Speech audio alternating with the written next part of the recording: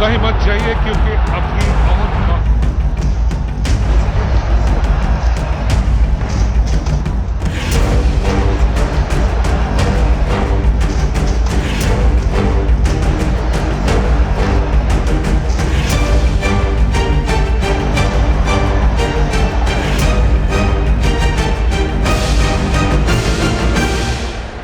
Messi কাণ্ডের বিশৃঙ্খলার ছবি ভুলে আস্তে আস্তে চেনা ছন্দে ফিরছে যুবভারতী ক্রীড়াঙ্গন।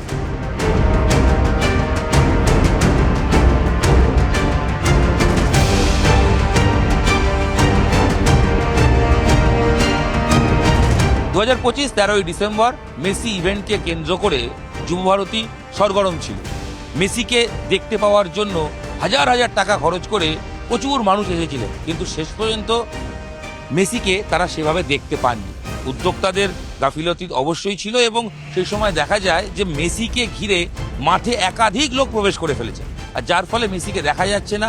দেখতে না পাওয়ার ফলে মানুষের মধ্যে ক্ষোভ তৈরি হয় এবং মেসি, যার 1.5 ঘন্টা থাকার কথা ছিল অনুষ্ঠানে, তার নিরাপত্তা রক্ষী পরিষ্কার বলতে থাকেন যে মেসিকে ঘিরে এত লোক কি করে এসছে এবং তার নিরাপত্তা নিয়ে সমস্যা হচ্ছে, সেই কারণে মেসি 20 মিনিটের মধ্যে যুবভারতী থেকে বেরিয়ে চলে যায়। আর তারপরেই যে ছবি সবাই দেখেছে সেটা এখনও যথেষ্ট ভয়ঙ্কর দৃশ্য। এখনও মানুষের মনে পড়লে মনে হবে সেই দিনের বীভৎসতা কী ছিল। মেসি যখন বেরিয়ে যাচ্ছে সেই মুহূর্তে জলের বোতল পড়তে শুরু হয়, চেয়ার ভাঙচুর হয়, মাঠে আগুন লাগিয়ে দেওয়া হয়, মাঠের ভেতরে বিভিন্ন চেয়ারে মানুষ ভেতরে প্রবেশ করে যান, গ্যালারি ভেঙে তারা যান, গ্যালারির যে গার্ডরেল সেগুলো তছনছ করে ফেলা হয়, মাঠের যে বার পোস্ট, গোল পোস্ট, তার যে নেট সেগুলো ছিঁড়ে ফেলা হয়, যে টানেল দিয়ে প্লেয়াররা ওঠানামা করেন সেটা ভাঙা হয় এবং মানুষ যেভাবে ঢুকে গিয়ে তাণ্ডব লীলা চালিয়েছিলেন সে ছবি সত্যি ভয়ঙ্কর ছবি ছিল। তবে সেই ঘটনার ইতিমধ্যেই তদন্ত শুরু হয়েছে। একাধিক ইতিমধ্যে শতদ্রু দত্ত তিনি গ্রেপ্তার হয়েছেন, তিনি হেফাজতে রয়েছেন, তার মামলা চলছে, পুলিশ তদন্ত করছে, মুখ্যমন্ত্রীর নির্দেশে তদন্ত কমিটি হয়, দ্রুত সেখানে ব্যবস্থা নেওয়া হয়। রাজ্যের ক্রীড়ামন্ত্রী তৎকালীন অরূপ বিশ্বাস, তাকে তিনি দায়িত্ব থেকে অব্যাহতি নিয়ে ক্রীড়া দপ্তর ছেড়ে দেন এবং যাদের পুলিশের তরফ থেকে যেখানে বিভিন্ন ব্যক্তিকে উচ্চ পর্যায়ের ব্যক্তিদের শোকজ করা হয়, এসব একাধিক ঘটনা ইতিমধ্যেই সরকারি তদন্তে পদক্ষেপ করা হয়েছে। এবার আরও একটি গুরুত্বপূর্ণ পদক্ষেপ নেওয়া হলো, খেলার মাঠ যুবভারতী ক্রীড়াঙ্গন, সেটাকে চেনা ছন্দে ফিরিয়ে দেওয়ার কাজ শুরু হয়ে গেল।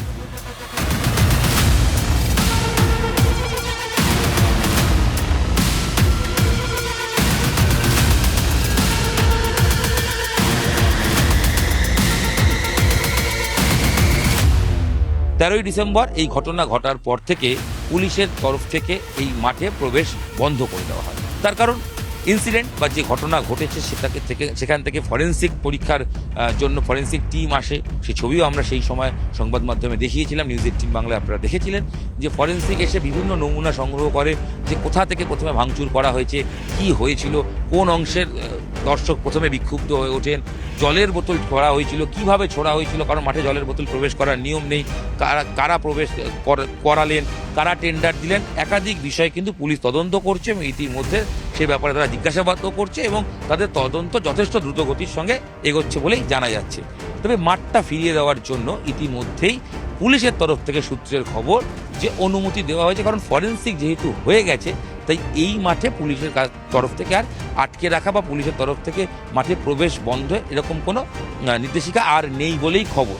আর ইতিমধ্যেই আইএসএল এর ঘোষণা হয়ে গেছে। দীর্ঘদিন বন্ধ থাকার পর প্রায় 4 মাস আইএসএল হবে কি হবে না এই ডামাডোল ছিল। এই ডামাডোল থাকার পরে শেষ পর্যন্ত কেন্দ্রীয় ক্রীড়ামন্ত্রী তিনি ঘোষণা করেছেন 14ই ফেব্রুয়ারি থেকে 14 দলের আইএসএল হবে। ইস্টবেঙ্গল, মোহনবাগান, মোহামেডান সহ 14টা দল খেলবে, মোট 91টা ম্যাচ হবে এবং হোম অ্যাওয়ে পদ্ধতিতে হবে, যদিও সবাই সবার সঙ্গে একবার করেই ম্যাচ খেলবে। অর্থাৎ ইস্টবেঙ্গল মোহনবাগান ম্যাচ একবারই হবে, ইস্টবেঙ্গল মোহামেডান ম্যাচ একবারই হবে, মোহামেডান মোহনবাগান ম্যাচ একবারই হবে। এভাবে ব্যাঙ্গালোর বা গোয়া যাদের সঙ্গে যেরকম টিমে রয়েছে সবাই সবার সঙ্গে একবার করে খেলবে, অর্থাৎ শর্ট ফরম্যাটে হবে, কারণ সময় কম। আলটিমেট ফুটবল হচ্ছে, কারণ আপনারা জানেন ফুটবলাররা ইতিমধ্যেই ফুটবল না হওয়ার কারণে সুনীল ছেত্রীর মতো ফুটবলার, সেখানে গুরপ্রীত সিং সান্ধুর মতো ফুটবলার, তারা প্রত্যেকেই কিন্তু ফিফার কাছে অ্যাপিল করেছিলেন যাতে ফুটবল ফিরিয়ে দেওয়া হয়।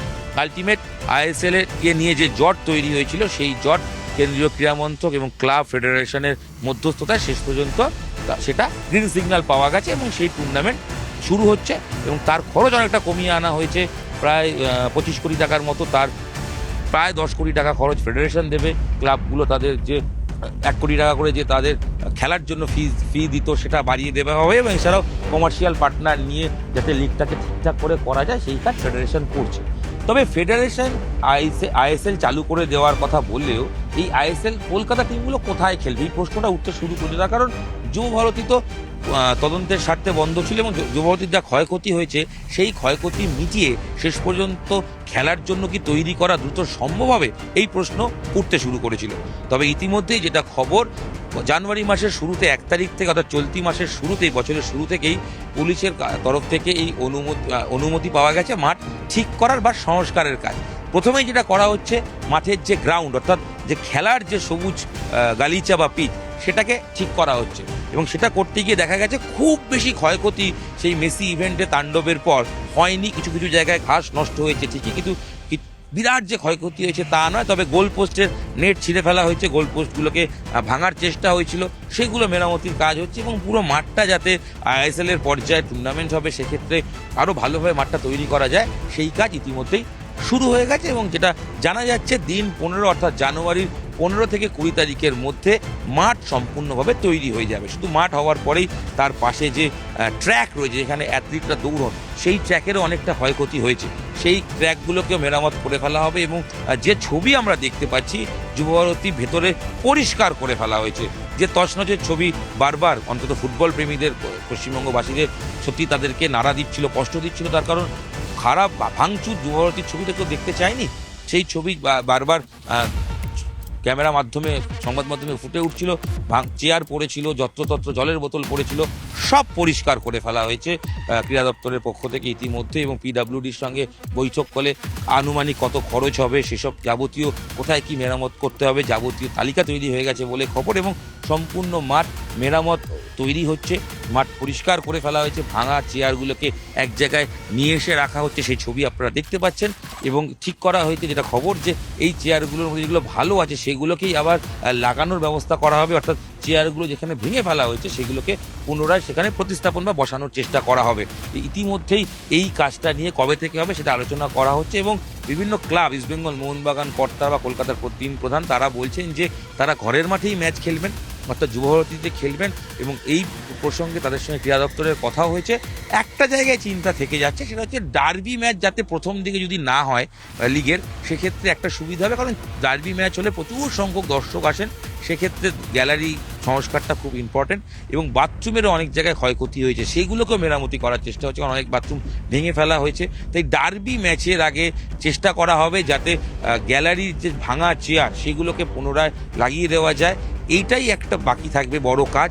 তাছাড়া ইস্টবেঙ্গল কর্তা বা মোহনবাগানের যারা দায়িত্বে রয়েছেন তারা বলছেন যে বাকিটা করে ফেলা সম্ভব হবে বলেই তারা মনে করছেন, এবং সব ঠিক হয়ে যাবে জানুয়ারির মধ্যেই, অর্থাৎ জানুয়ারির মধ্যে মাঠ খেলার জন্য উপযুক্ত হয়ে যাবে। গ্যালারির ক্ষেত্রে গ্যালারি যে ভাঙা অংশগুলো চেয়ার রয়েছে সেগুলো দ্রুততার সঙ্গে লাগিয়ে ফেলার চেষ্টা করা হবে। তারা এক্সপেক্ট করছেন যে ডার্বির আগে আশা করা যায় যে মাঠ সম্পূর্ণ পুরনো ছবিতে ফিরে আসবে। সব মিলিয়ে এই ইস্যুতে কলকাতার প্রধানের 3 প্রধানের কর্তারা তারা কি বলছেন একটু শুনে নি। আমাদের যা কথাবার্তা হয়েছে, যুব ভারতীতে খেলা অসুবিধা নেই, কিছু চেয়ার রিপেয়ারিং করতে হবে, সেটার জন্য টাইম লাগবে। তবে অন্য ম্যাচগুলো, বড় ম্যাচ ছাড়া অন্য ম্যাচগুলো করতে খুব একটা অসুবিধা হবে বলে মনে হয় না। আর পিচ তো কাজ শুরু করেছে, কিংবা কাজ শেষ হয়ে যাবে 10-15 দিনের ভিতরে, সেটা আমরা জানি।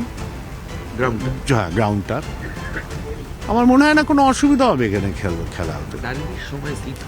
হ্যাঁ, ডার্বির আগে নিশ্চয়ই তৈরি করবে, আমরা এক্সপেক্ট করব এবং প্রেয়ারও করব যাতে ডার্বির আগে মাঠ ঠিক হয়ে যায়।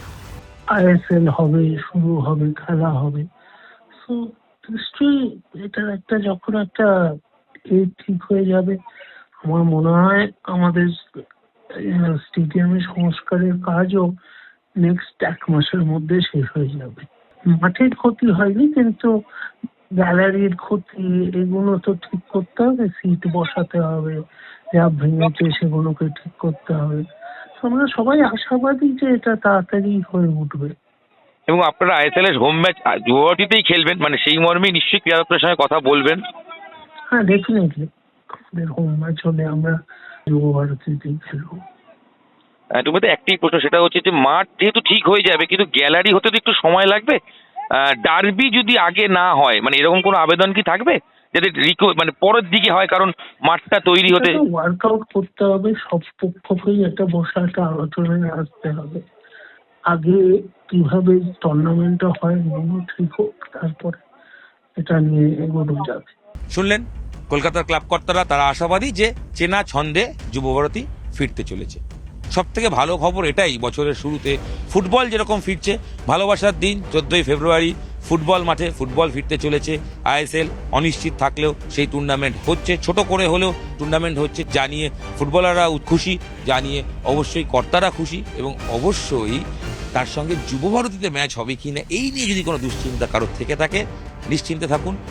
যা প্রাথমিক খবর পাওয়া যাচ্ছে 2.5 কোটি টাকার কাছাকাছি এবং 2,25,00,000 টাকা এরকম বাজেট শোনা যাচ্ছে যে তৈরি করা হয়েছে, কারণ যে ক্ষয়ক্ষতির পরিমাণ এর বেশি ক্ষয়ক্ষতি হয়নি বলেই খবর।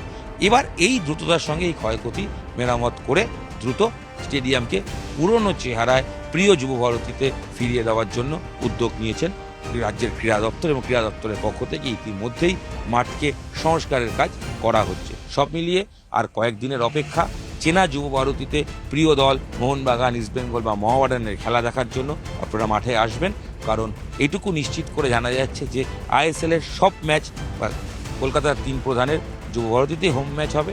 তাই সময়ের অপেক্ষা, যুবভারতী আবার চেনা ছন্দে ফিরবে, গমগম করবে গ্যালারি, মেসির ঘটনার মুহূর্ত ভুলে গিয়ে আবার প্রিয় দলের জন্য গলা ফাটাবে আম বাঙালি। হয়তো কেউ ইলিশের জন্য, কেউ হয়তো চিংড়ির জন্য ইস্টবেঙ্গল বা মোহনবাগান ঘটি বাঙালের লড়াই থাকবে।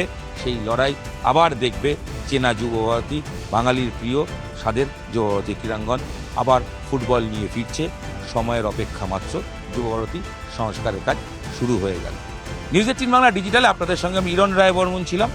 মেসি ইভেন্টের পর যুবভারতী কবে চেনা ছন্দে ফিরবে, এই প্রশ্নের উত্তর তো আপনারা খুঁজছিলেন। এই ভিডিওর পর আশা করি দুশ্চিন্তা কেটে গেছে। নতুন বছর, সুখবর, চেনা ছন্দে ফিরতে চলেছে যুবভারতী ক্রীড়াঙ্গন। এই ভিডিও এখানেই শেষ করছি, দেখা হচ্ছে পরবর্তী ভিডিওয়। সঙ্গে থাকুন, দেখতে থাকুন নিউজ 18 বাংলা ডিজিটাল।